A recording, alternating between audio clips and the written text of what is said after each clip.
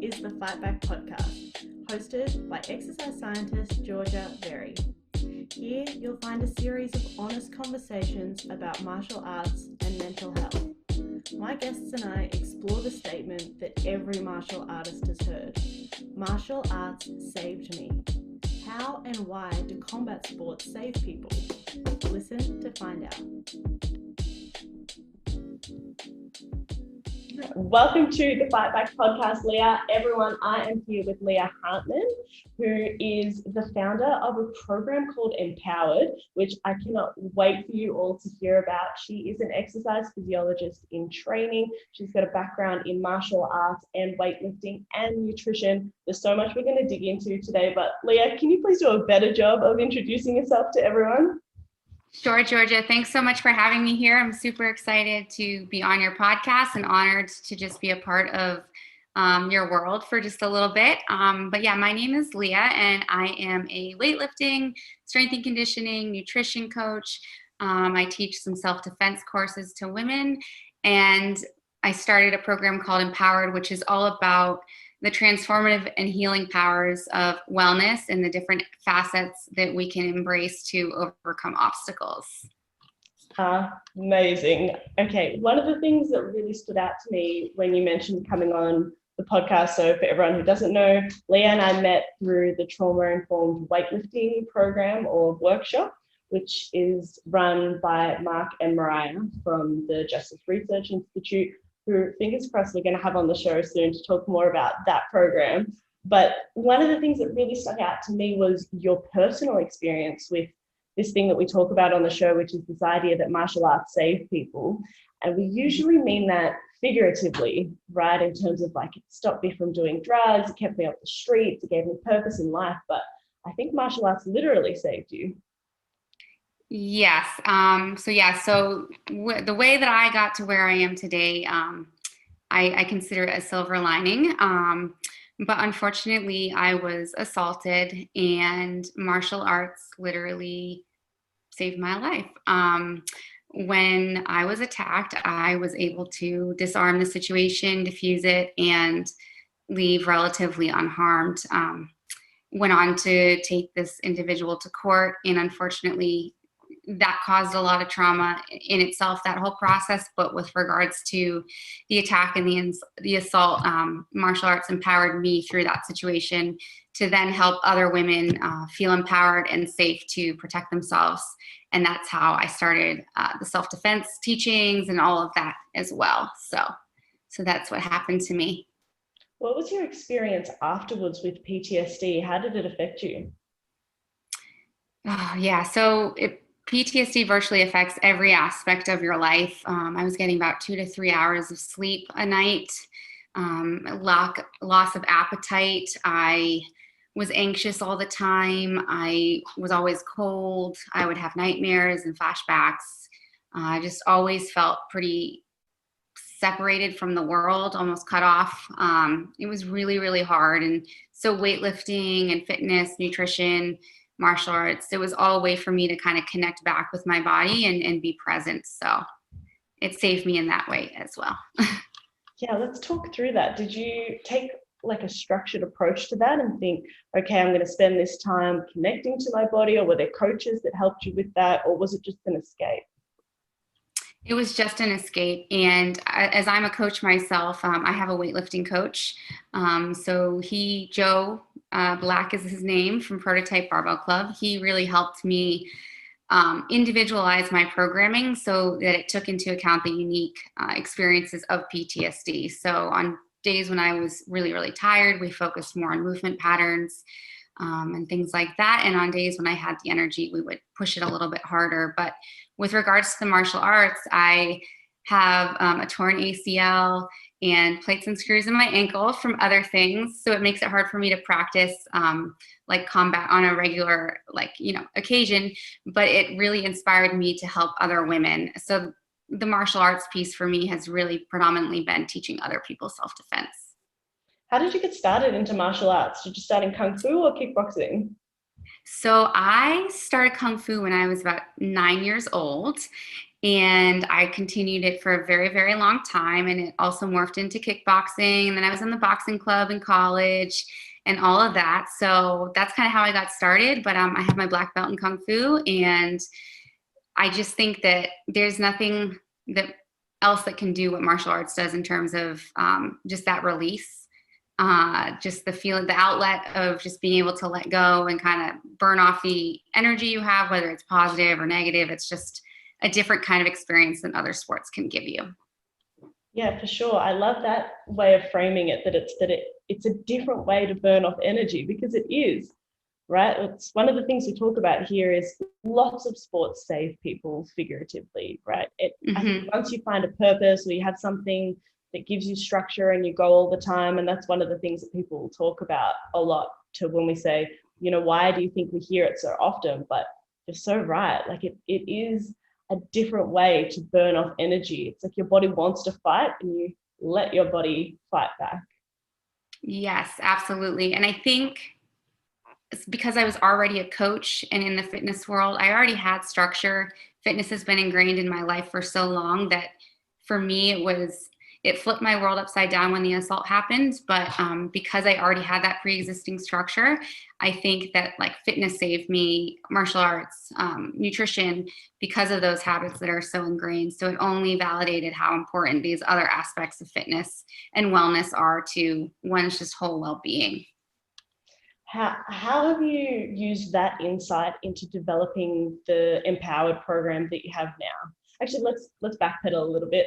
Tell us more about Empowered. What is the program? What does it look like? What kind of women do you work with? How is it? Sure.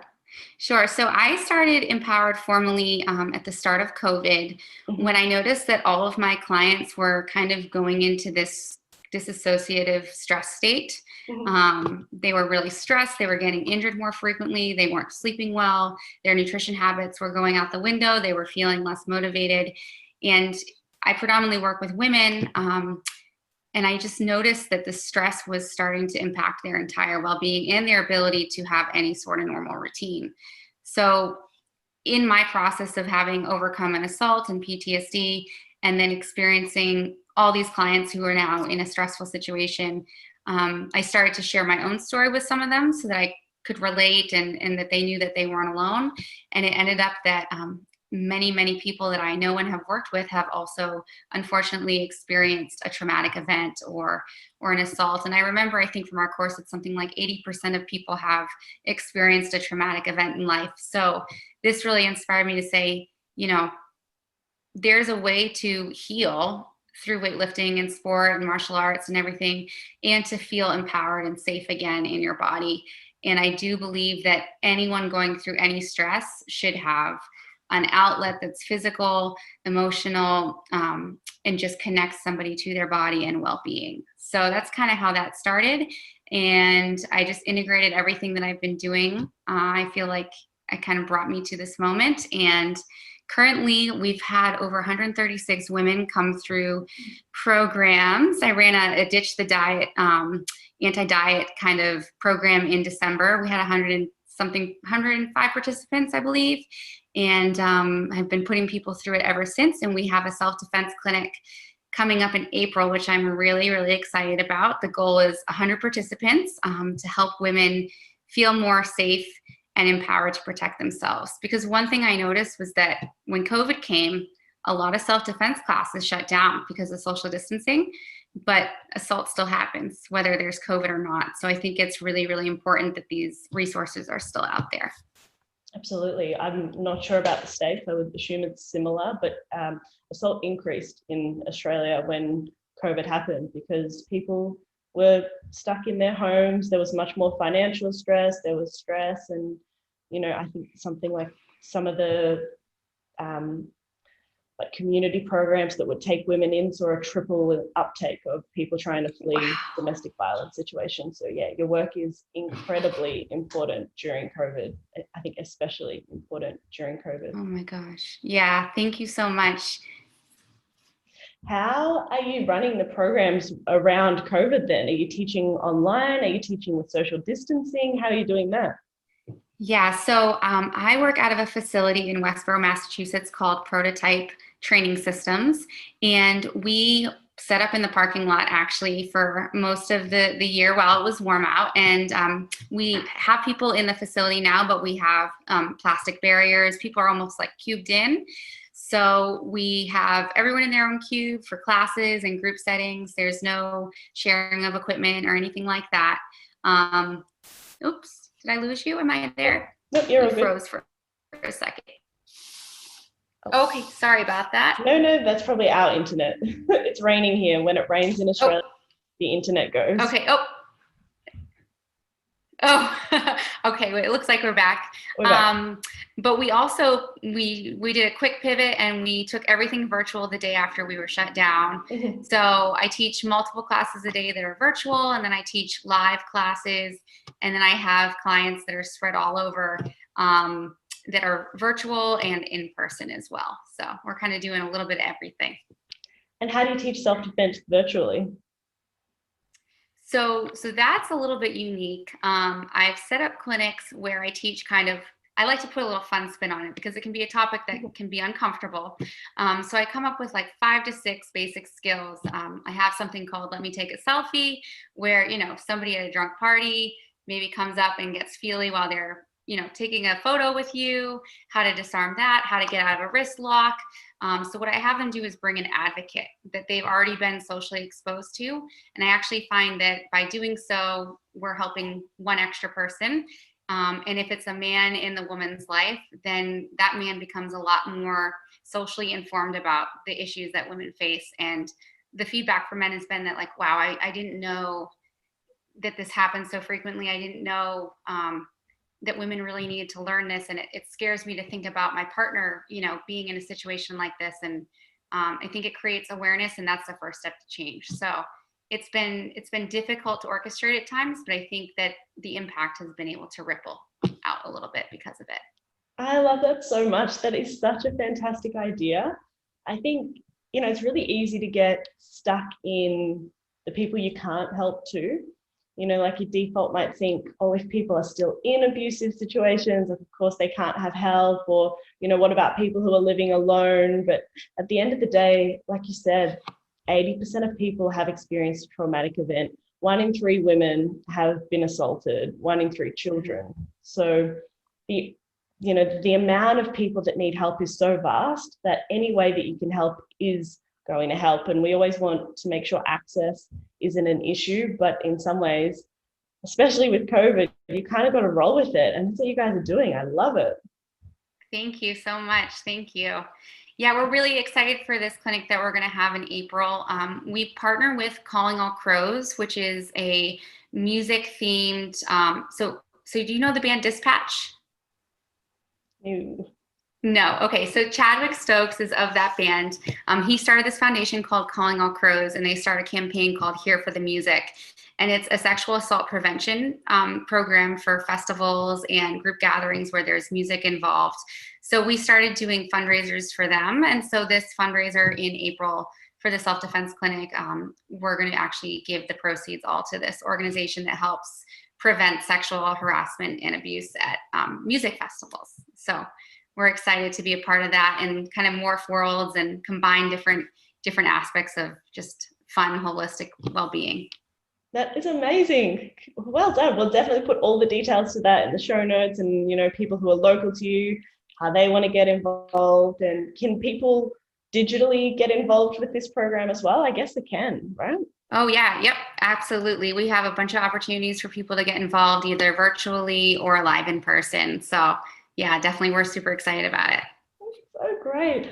I want to talk more about this trauma sensitive lens. So Empowered works with nutrition, with movement, and with exercise, right? Mm-hmm. Are those kind of are they the pillars, or am I missing? Well, and some martial arts as well. And martial arts. Yes, and yeah, included in that movement, yeah. What's different about the way that you would teach each of those things compared to, say, a regular exercise program? Sure, that's a great question. So when we enter a regular exercise program, it can be very goal oriented. But what happens when we experience trauma is that goals become this illusory thing that it's not, we lack that organization in thought process or in just how we cope, and having, you know, more central nervous system considerations and things like that, it becomes very hard to say, okay, I'm going to set a short-term goal that's going to become a long-term goal, because healing is not always linear. So I like to take a process-oriented approach instead, and I'll do a very personal interview that kind of dives deep into every aspect of that person's kind of wellness, and we'll kind of identify the spots where they're struggling the most, and those will be our focus points. But I do a lot of visualization exercises, meditation, mindfulness, basically helping women to connect back to their body.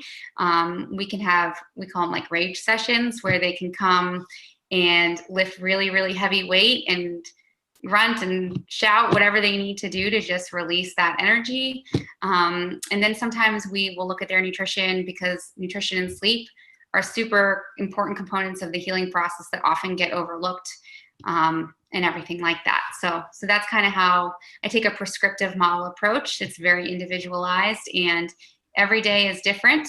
And we celebrate all the small wins too, because I think just showing up is a big win when you're healing from trauma. Definitely. I know you said that the program that you ran was called Ditch the Diet. And so I would assume, correct me if I'm wrong, that would have a lot of emphasis on great foods to start to include into your diet to facilitate both health and healing, right? Rather than, you know, things that you want to eat less of or not eat, or, you know, set portion meals. Is that kind of what it's like? Yeah, absolutely. So Ditch the Diet is a philosophy that basically looks at diet culture, which is this philosophy or this belief system that prioritizes thinness and certain beauty standards. So the whole idea was to empower women to see through the visage of diet culture, proclaim that they ditch it so that they can start rebuilding their inner confidence. And then we start teaching them how to create a wholesome, nutrient-dense, and balanced diet that is free of the myths that diet culture tells us. Because many of us grew up in a society where they were inundated with these diet culture myths or commercials, and they were led to believe that their body had to look a certain way. And many women are like astounded to find out that carbs are good for them, or that fat's not bad for them. So it's a largely educational program, and then we work on the behavior modification piece after that with some one-on-one coaching. Are there any foods in particular that you recommend that people include into their diets, or just like a couple of real gem foods that are great for like promoting healing, so reducing anxiety, sense of well-being, like any great foods people can be like at the supermarket thinking, you know what Leah said about that, I'm going to try and eat more, I don't know, blackberries or something? Sure. So I don't really believe in one superfood or anything like that, but what I do believe is the more color, the better. So I always recommend that people stick to the outskirts of the grocery store. I'm not sure how stores are set up in Australia, but for us, the groceries, the fresh produce lines the outskirts of the store. And so I always recommend, I'm a big fan of moderation, like 80-20, 80%. From the outskirts or fresh produce, and then maybe go pick your favorite things that are in that 20% category, where you can also really enjoy and have pleasure foods as well. Because part of healing, which people often overlook, is this idea of pleasure and being okay with being in the moment and enjoying and savoring food. So I always have clients take any food that they perceive to be forbidden and start trying to add that back in, so that guilt and shame kind of dissipates, because a lot of healing is about releasing that guilt and shame, and it can become intertwined with a lot of different areas in our life. So I love that. It's not quite the same here in Australia with the supermarket, like lining around the outside. Ours tend to be, depends a lot on the supermarket, but like you'll go left or right, and one end will be the fresh stuff, and then the other end will be all of the aisles, and maybe the back row is the deli. They vary so much. It's frustrating. You can't just go into any supermarket and know where you're going to go. I suppose that's by design. You've got to go to as many different aisles as possible and look at different things. What about the sleep piece? What are some of the things you recommend for people to improve their sleep quality? Yeah, absolutely. So I think that sleep is probably the number one predictor of like how stressed you are. We have this thing called heart rate variability, and that can be greatly affected by trauma.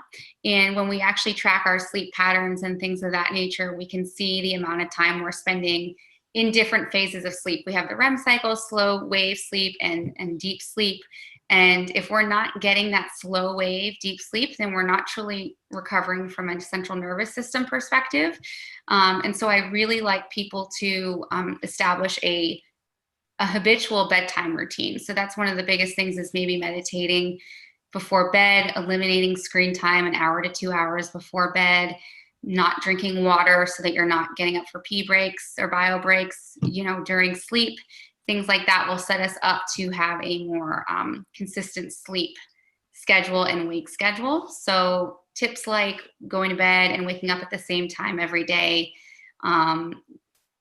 You could also meditate in the middle of the night if you get woken up from a flashback or a bad dream. There's apps like Headspace. Have you heard of Headspace? Yeah. Yeah, I love Headspace. They have a little meditation. It's called SOS, and it's for when you get woken up from a bad dream. So I always recommend that people kind of reinforce their sleep habits with things that they can do for prevention, and then things that they can do when they are actually in the middle of a situation where they're lacking in sleep.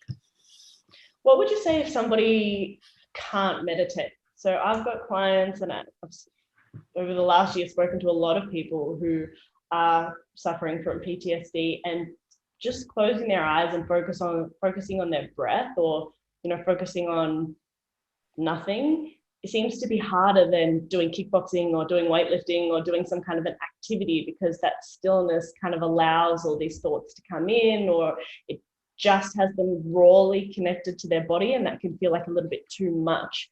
And often those are the kind of people who will look for distractions in the lead up to bedtime. When there's less tasks to do, they'll watch TV or be on screens, or not for any bad reason other than they're just looking for something to kind of distract, to pass the time, so that they're not in their thoughts. What advice would you give someone who's thinking, I want to go to bed earlier, I'd love to meditate, but I'm not there yet? What could I be doing? Absolutely. So I call them active wellness or mindfulness sessions. And I try to figure out what people are passionate about. So for me, I play music. I find music to be very cathartic and relaxing. And it's a way for me to connect with my body and breath, but without having to be still or with my thoughts. So I'll always recommend people could sing or listen to relaxing music. Anything where they can connect or find a rhythm in their body is going to help them feel a little bit more aligned and at peace. I also recommend that people can do like a mindset walk where they're focusing on their breath during a walk, or something like drawing or journaling is something I often recommend as well.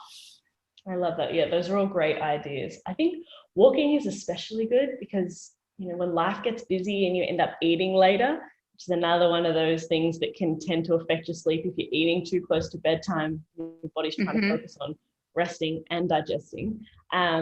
Walking seems to really help kickstart that digestion and then ease you a little bit into bed. I love doing that myself.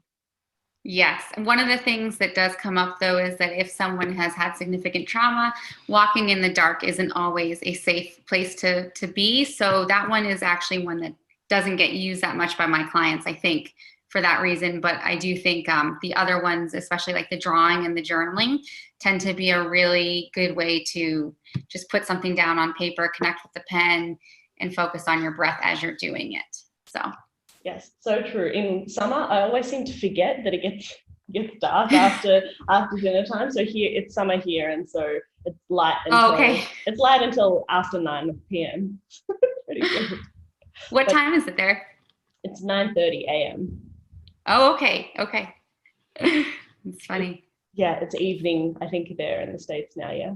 Yeah, it's 5:30 at night. So we're at the opposite ends thinking about the different things. Absolutely. What about the martial arts aspect of Empowered? Is it self-defense only, or is it also like boxing, kickboxing for fitness? Like, what does that side of it look like? Sure. So I used to teach kickboxing on a weekly basis, but right now it's just self-defense. So I'm the only one doing Empowered right now, or leading Empowered, and there's a lot of clients and interest. So it's very hard to do all of it all the time. So I try to do things in almost like focus blocks. I'll run a nutrition program, and then I'll do a personal training program focused on trauma.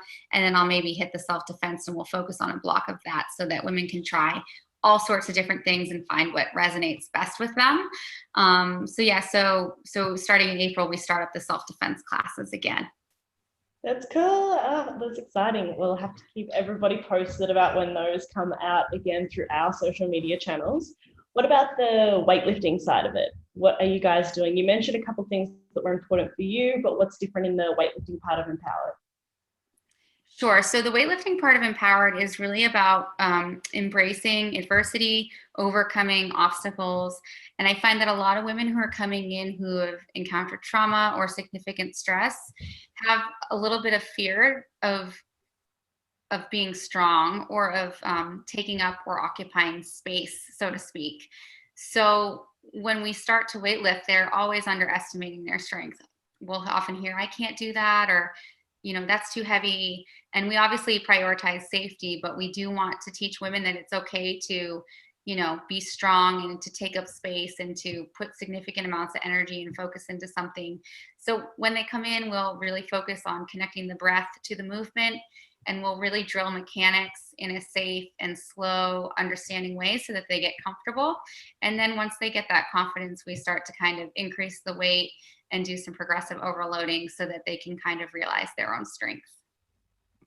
I love it. So if we do a recap for anyone who maybe doesn't have access to the program or is in a situation where, for whatever reason, they feel like they want to kind of build some kind of that sort of program on their own, we look at all the pillars. So ditch your diet. I think there's forums you can get onto as well to have other people around you who are talking about not being into diets. Maybe follow you guys on social media, surround yourself with more positive media around, body positivity, around not food shaming.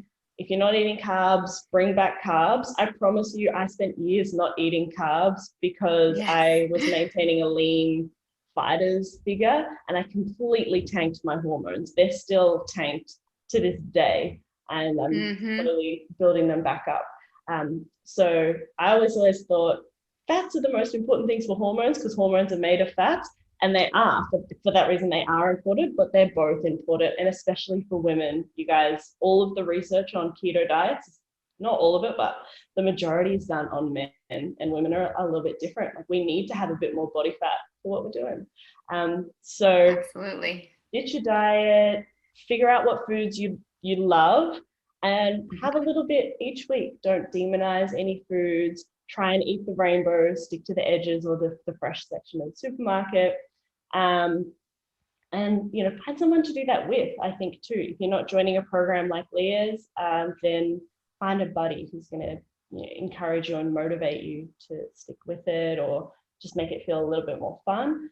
For your exercise, believe in yourself. You can lift more than you think. Let's get your movement patterns right. Let's get you breathing, and then lifting really, really heavy things. Like, all women can lift crazy heavy things. We're super in terms of martial arts, just get into some. If you want to start, I think just find a facility that's going to make you feel comfortable to be able to, like you said, release some of this energy in the most beautiful way, the most primal way. And then in terms of your sleep, just trial and error and work out a routine.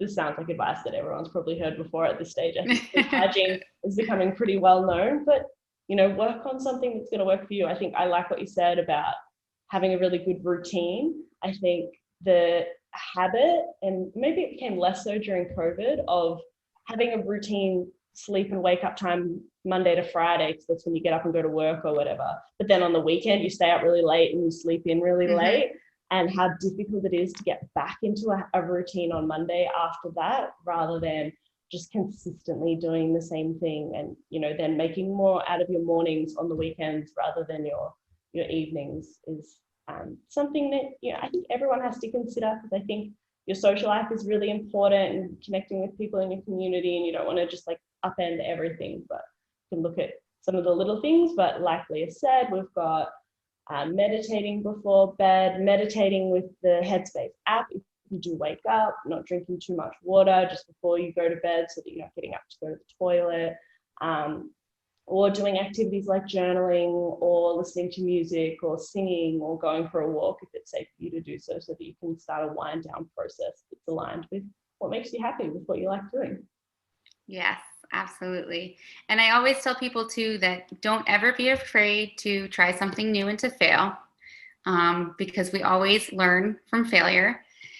And I always tell people too that to start small. A lot of people will say, okay, I'm going to run a marathon, but they haven't started running yet. So I always tell people, just look at the next day ahead of you. What do you need to do to get to that day? What do you need to do to build on that step? And all of a sudden, all these little steps build up to something really great. So always slow and steady, and just be patient with yourself, and don't be afraid to reroute if you hit some obstacles. Yes, I love that. I think especially for type A people who are very goal oriented, it's sometimes difficult to step back and focus on the process, but there's so much research showing that doing that means you'll have a better chance of getting to those outcomes that you do want to end up getting to anyway, rather than always focusing on those. So those are very, very wise words, I think. Thank you. Is there anything else that you would like to share with women who might be listening to this podcast?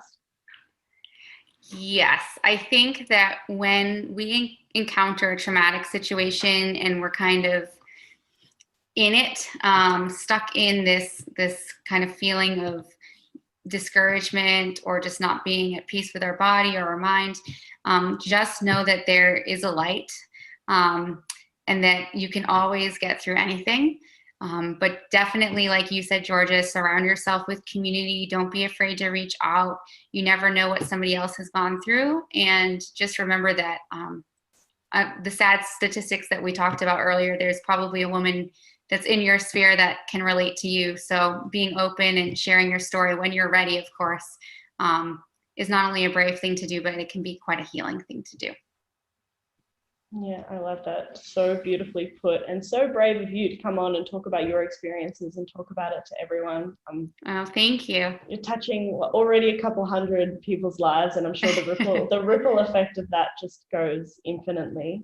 How do people get in touch with you and learn more about the Empowered program? Where are you all over the internet?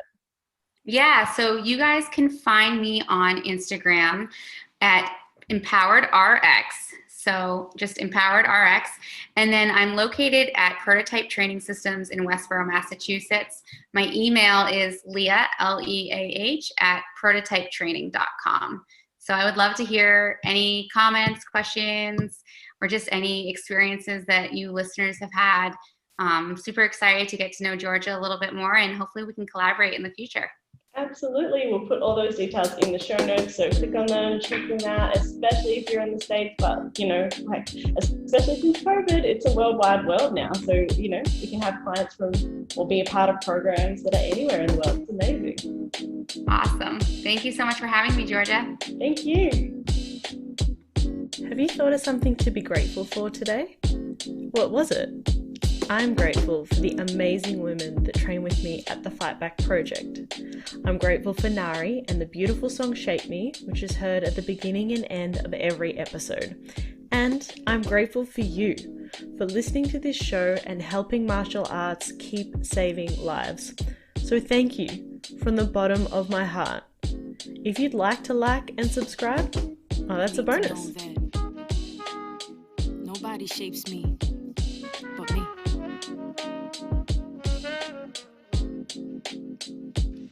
Don't gotta tell you what my name is, I don't gotta explain it. Walk in the room, hear a boom erupting like I'm famous. I'm here shedding shells, I'm shameless. Half in nothing, no complacence. Walk too many tight ropes with no hope, so I became this poster they hold over all the heads of trauma holders.